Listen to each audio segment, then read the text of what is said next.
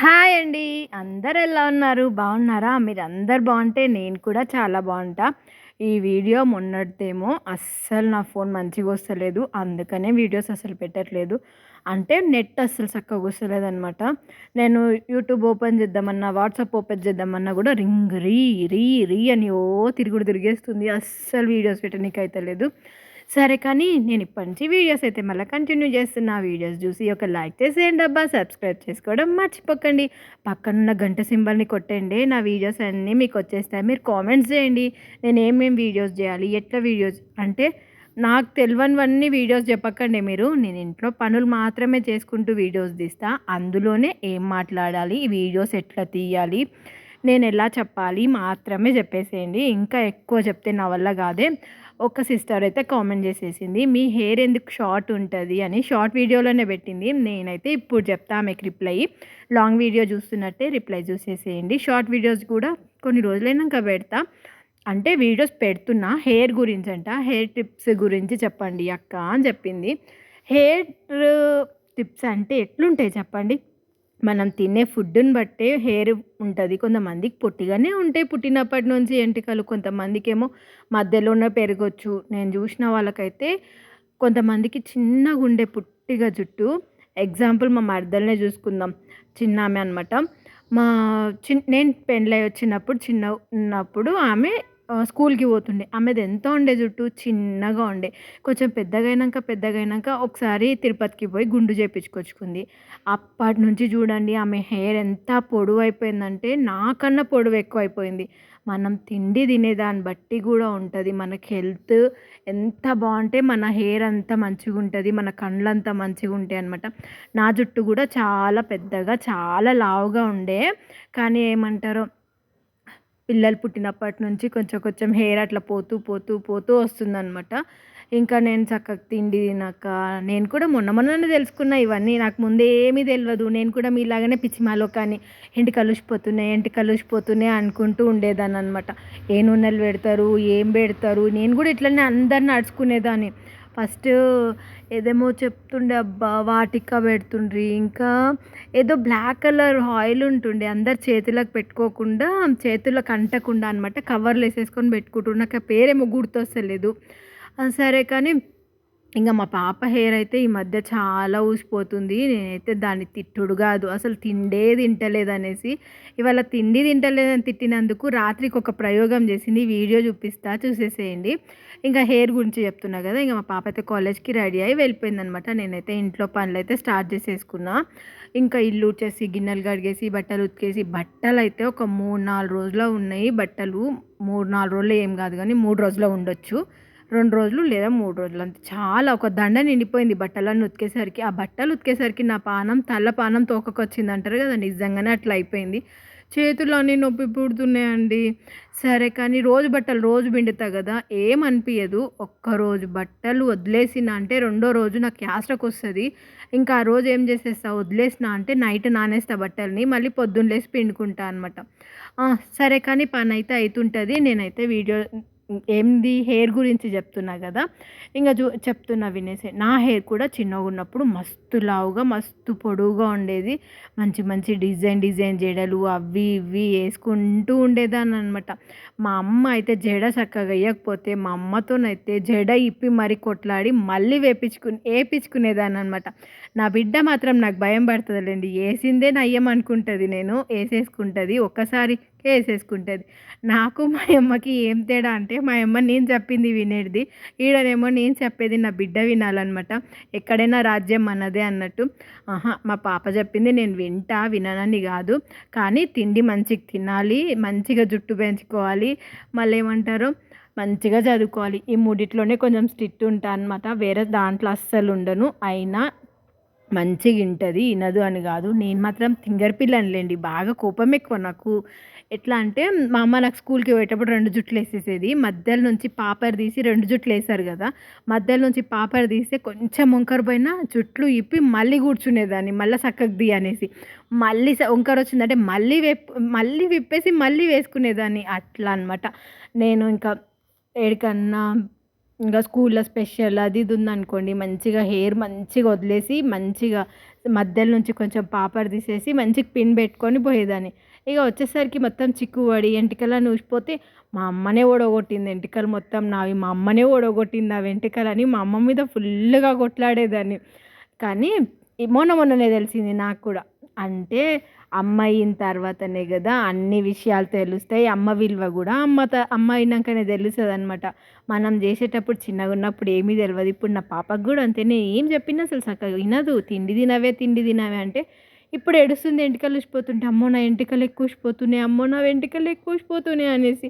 మొన్నటిదాకా మొత్తుకుంటున్నా. 10th నుంచి అండి నిజం చెప్తున్నా అస్సలు చక్కగా తిండి లేదు. అంతకు ముందుకు అసలు మీరు చూసిన పప్పమ్మ లాగానే లేదు తెలుసా. లడ్డు లడ్డు చెంపలు ఎంత ముద్దుగుండేనో. ఇప్పుడైతే మొత్తం బక్కగైపోయింది. తిండి లేక ఎంటికలు కూడా ఊసిపోతున్నాయి. 10th క్లాస్ వరకు జుట్టు కూడా ఇంత లావుండే. ఇంకా నా జుట్టు కూడా అట్లనే ఉండే అనమాట. ఇంకా నా పెళ్ళయ్యేంత వరకు మంచిగానే తిని మంచిగానే ఉంటుంటే నేనైతే ఏదున్నా తింటుంటే అండి. ఇప్పటిలాగా మా పప్పమ్మలాగా కాదు.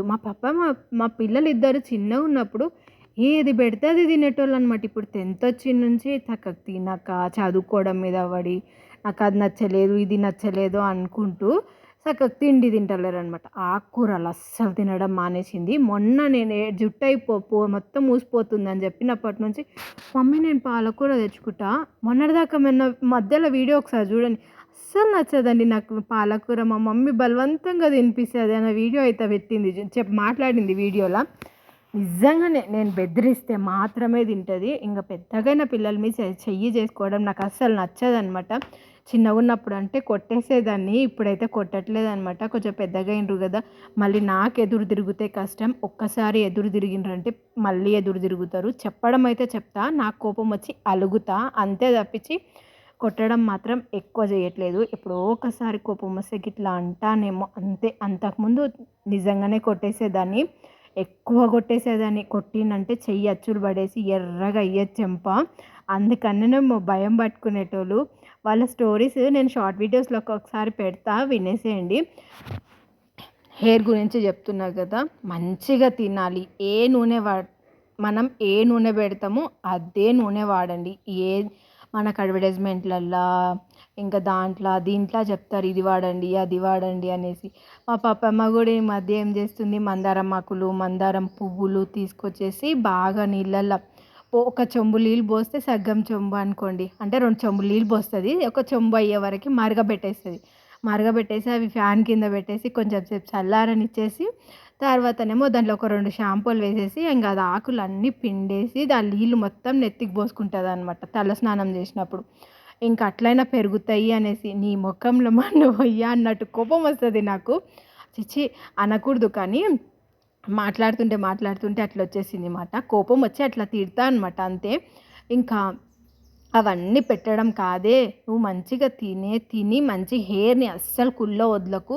తలస్నానం చేసినప్పుడు ఆరేంత వరకు వదిలేసేసుకొని తర్వాత నూనె పెట్టేసుకొని జడ వేసేసుకోవాలి. అట్లా అస్సలు చేయకూడదు అని చెప్తా అనమాట. మనం కూడా అంతేనండి. నేనైతే ఇప్పుడు అస్సలు హెయిర్కి నూనె లేకుండా అస్సలు ఉండలేను. ఈరోజు తలస్నానం చేసిందంటే ఇప్పుడు షార్ట్ ఉంది కాబట్టి నెత్తికి నూనె పెడతలేను చక్కగా. అంటే ఈరోజు తలస్నానం అయితే రేపు పెడతా. అదే హెయిర్ లాంగ్ ఉందనుకోండి, పొద్దున్న తలస్నానం చేసేస్తే సాయంత్రం కల్లా నూనె పెట్టాల్సిందే కంపల్సరీ. ఎందుకంటే నెత్తి అస్సలు ఉండదు, నెత్తి ఫుల్ నొప్పిలేస్తుంది నాకు హెయిర్కి నూనె లేకుంటే. మళ్ళీ నేను నూనె పాయకి రుద్దేసి నెత్తి మొత్తం రుద్దుతా కదా. పప్పమ్మ వాళ్ళ ఫ్రెండ్స్ అందరు అంటదంట నూనె మొత్తం పోసుకొని వచ్చింది నెత్తికి అనేసి. కానీ నెత్తికి నూనె మంచిగా పడితే ఒక వారం రోజుల వరకు నూనె అస్సలు పెట్టాను అనమాట. అంత మంచిగా పెడతా. ఏ నూనె వాడినా సరే మంచిగా పెట్టేసేయండి నూనెని. కంపల్సరీ నెత్తికి నూనెనే పెట్టుకోండి. అస్సలు హెయిర్ని కుళ్ళు వదలకండి. మనం సి విటమిన్ ఎక్కువ తింటే చాలా మంచిగా పెరుగుతాయంట ఎంటికలు. నేను వీడియోస్ చూసే తెలుసుకున్నా. మనం ఆకులు అల్ములు బయట నుంచి ఏం పెట్టినా లాభం లేదు. నేను చెప్తున్నా కదా, మనకు హెయిర్ పొడిగా ఉండకుండా నూనె మాత్రం కొబ్బరి నూనె పెడతాం కదా, అది మాత్రం పెడితే చాలు. అది కావాలి ఇది కావాలి అని అస్సలు ఏం లేదనమాట. కడుపుకి ఒక మంచిగా సి విటమిన్ తినండి. దానిమ్మ పండ్లు, సంత్ర పండ్లు, పాలకూర, క్యారెట్, నాకు తెలిసినవి ఇవే. ఇంకా మీకు తెలిస్తే ఇంకా అవన్నీ తినేసేయండి.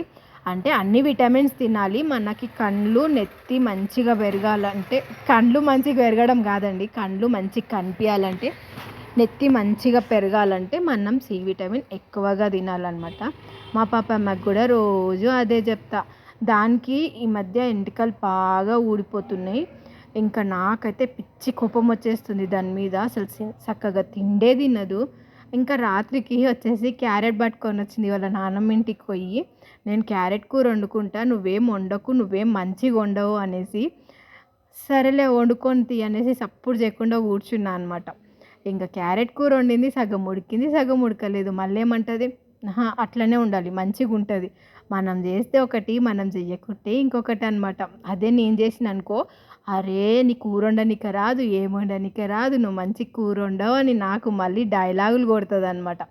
అందుకే మీరు కూడా, పప్పమ్మ అట్లనే చేస్తుంటుంది, కానీ మీరందరు కూడా ఏ నూనె పెట్టినా సరే, మనమైతే చిన్నగా ఉన్నప్పటి నుంచి పారాషూటమాలే వాడతాం. నేను ఈ మధ్య కొత్త నూనె ఏదో పేరుంది, మొన్న షార్ట్ వీడియోలో కూడా పెట్టిన. మా అమ్మ వాళ్ళ ఇంటి సైడ్ మొత్తం పెట్టుకుంటున్నారు, హెయిర్ కొంచెం మంచిగా పెరుగుతుంది అనేసి ఏదో ట్రై చేద్దామని తీసుకొచ్చిన. ఒకటే డబ్బా పెట్టిన 50 రూపీస్ది. అది మెడికల్ షాప్లో మాత్రమే దొరుకుతుంది. మీరు అడగండి, నేను కామెంట్స్లో పెడతా ఆ నూనె పేరేందో. నాకు ఇప్పుడు మాట్లాడుతున్నా కదా, ఇప్పుడు ఫోన్ మళ్ళీ ఓపెన్ చేసి మళ్ళీ బందేనికి రాదనమాట, పేరు చూడడానికి. ఏదో పేరుంది, 50 రూపీస్ మెడికల్ షాప్లో మాత్రమే దొరుకుతుంది. చిన్న డబ్బా, పెద్ద డబ్బా 100 రూపీస్ అనమాట. చిన్న డబ్బా నా కొడుకు అప్పుడు తెచ్చిస్తే ఒక్క నెల అయిందా, నా నెత్తి చిన్నగానే ఉంది నా జుట్టు, ఒక నెల వరకేమో అయ్యింది. ఇప్పుడు మళ్ళీ ఎవరు తెచ్చిస్తారు? మొన్న మా బాబు వచ్చిండు, కానీ వాడు 2 సార్లు 3 సార్లు తిరిగిండు మెడికల్ షాప్కి. నాకైతే గుర్తే లేదు తెప్పించుకుందాం అనేసి.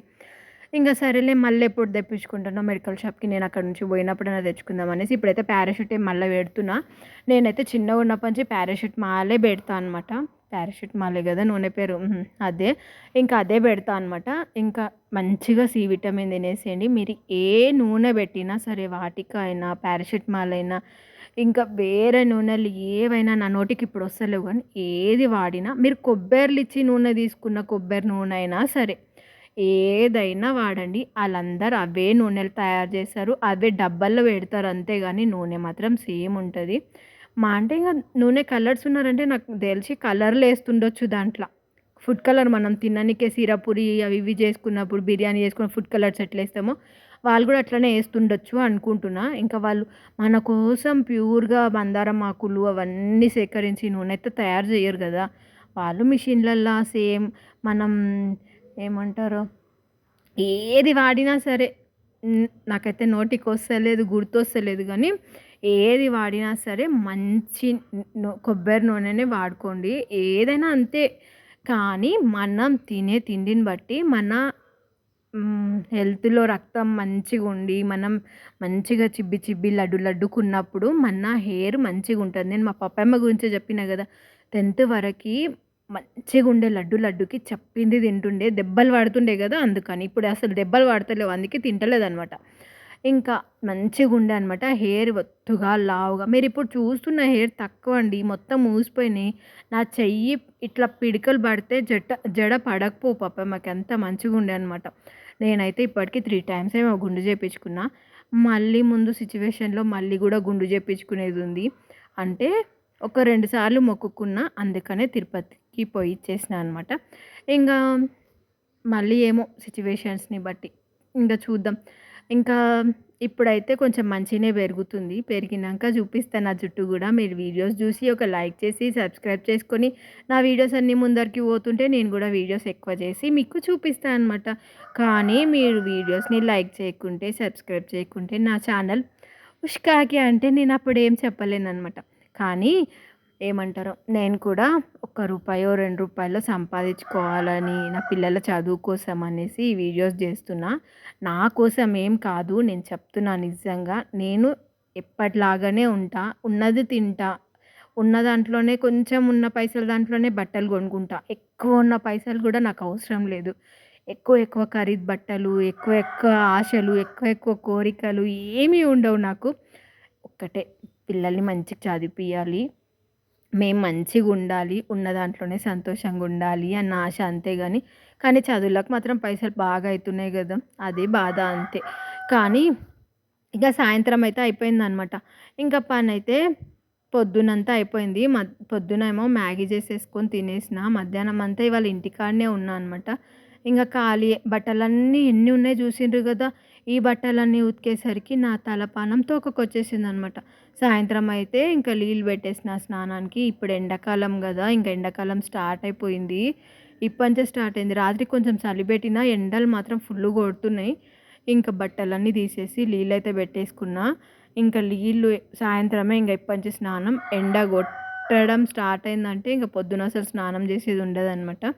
ఇంక నీళ్ళు పెట్టేసేసుకొని స్నానం చేసేసి దేవునికి దీపం ముట్టించేసి ఇంకా దేవునికి దీపం ముట్టించిందైతే వీడియో అయితే చూపియలేననమాట. మా ఆయనైతే మటన్ తీసుకొచ్చిండు. మటన్ చేసేసి రొట్టెలు చేయాలి.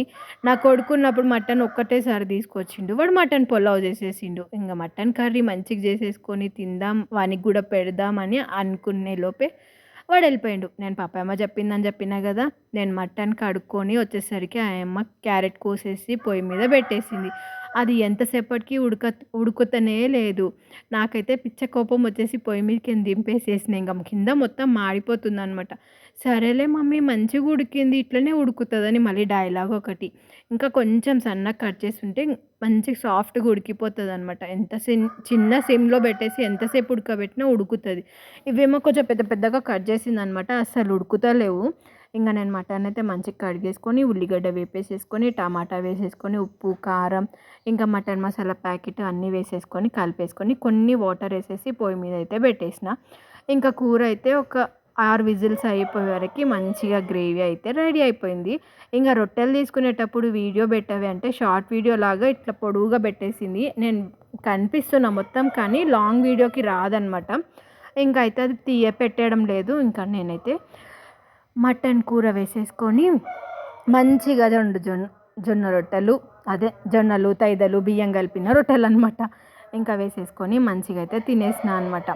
కానీ కూర మాత్రం నాకెందుకో ఈరోజు చాలా నచ్చింది. నేను ఇష్టంగా తినడం అంటే నాకు నచ్చినప్పుడే తింటా. ఎక్కువ తినడం అంటే ఇంక అందరికీ సరిపోయినప్పుడు కూర్చొని నచ్చినప్పుడు ఎక్కువ తింటా, లేకుంటే తక్కువ. ఏదో ఒక 2 ముక్కలు వేసుకున్నానా, కానీ గ్రేవీ మాత్రం బాగా తింటా. ఏ కూర అయినా సరే, ఆకుకూరలైనా సరే. అల్లం వెల్లిపాయ బండి పోతుంది, ఫుల్ సౌండ్ వస్తుంది, అందుకే బంద్ చేసిన అనమాట. అల్లం వెల్లిపాయ రేటు తక్కువైపోయిందంట. మొన్నటిదాకా 200 ఉండే అంట. మా చెల్లెలు మొన్న ఫోన్ చేసి ఈడ నుంచి 150 అని నాకు తెలియని కూడా తెలియదు, 200 అనుకుంటున్నాను నేను. మా చెల్లెలు మొన్న ఫోన్ చేసి అక్క అల్లం వెల్లిపాయ రేటు తక్కువైంది, నేను అల్లం వెల్లిపాయ తీసుకున్నా, 120 రూపాయల కిలో అని చెప్పింది. అవునా, నేను కూడా తీసుకోవాలి అని చెప్పిన అనమాట.